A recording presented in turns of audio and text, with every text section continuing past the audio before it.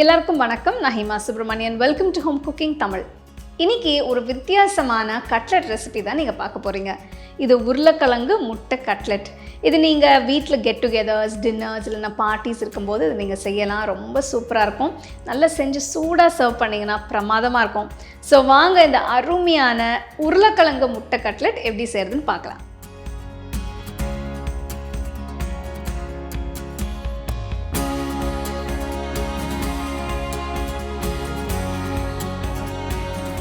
இந்த கட்லெட் செய்ய நான் 3 உருளைக்கிழங்க வேக வச்சிருக்கேன்.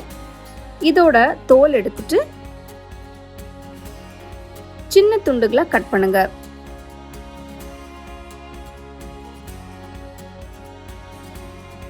இத பவுல்ல போட்டு நல்லா மசிங்க.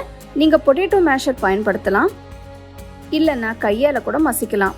கிழங்கு மசிச்சதுக்கு அப்புறம் இதுல ஒரு பெரிய வெங்காயம் பொடியா நறுக்குனது, ஒரு தக்காளி பொடியை நறுக்குனது, பொடியை நறுக்குன ஒரு பச்சை மிளகாய், நறுக்குன கொஞ்சம் கொத்தமல்லி, 1/4 டீஸ்பூன் இஞ்சி பூண்டு விழுது, 1/4 டீஸ்பூன் மஞ்சள் தூள், 1 டீஸ்பூன் மிளகாய் தூள், 1 டீஸ்பூன் சீரகத்தூள், 1 டீஸ்பூன் தனியாத்தூள், தேவையான அளவு உப்பு போட்டு எல்லாத்தையும் நல்லா மிக்ஸ் பண்ணுங்க.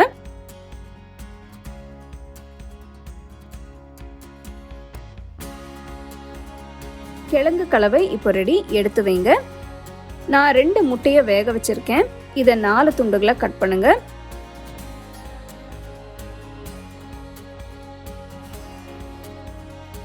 இன்னொரு முட்டைய சின்ன கிண்ணத்துல உடைச்சு ஊத்தி நல்லா பீட் பண்ணுங்க.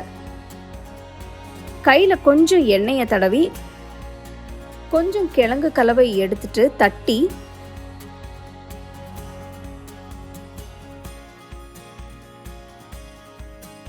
உள்ள ஒரு முட்டை துண்டை வச்சு சீல் பண்ணுங்க. எல்லா பக்கமும் நல்லா சீல் பண்ணணும். உள்ள இருக்கிற முட்டை வெளியே தெரியக்கூடாது.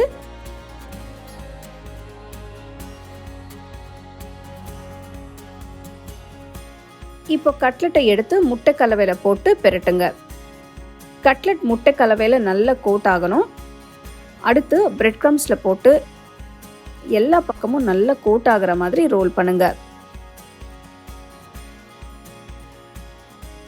கட்லெட்ஸ் எல்லாத்தையும் இந்த மாதிரி ரெடி பண்ணி 10 நிமிஷத்துக்கு ஃப்ரிட்ஜில் வைங்க. அகல பேன்ல ஷாலோ ஃப்ரைக்கு தேவையான அளவு எண்ணெயை ஊற்றி கட்லெட்ஸை போடுங்க.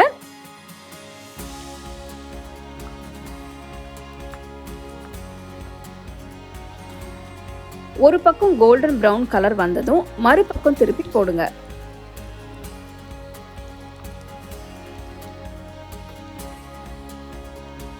ரெண்டு பக்கமும் கோல்டன் ப்ரௌன் கலர் வந்ததும் இதை வெளியில எடுத்துருங்க.